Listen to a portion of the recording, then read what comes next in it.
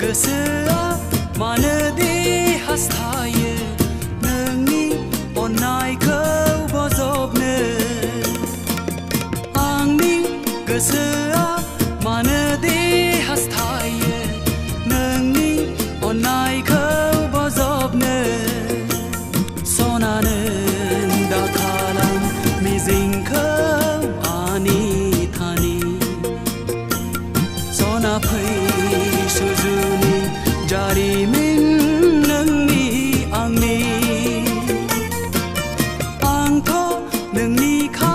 नोंजोंनो थागोन फैलाव बुहुमाव नोंजोंनो गेलेगोन सना नों दाखालाम मिजिंखौ आनि थानि सना फै सुजुनि जारिमिन नोंनि आंनि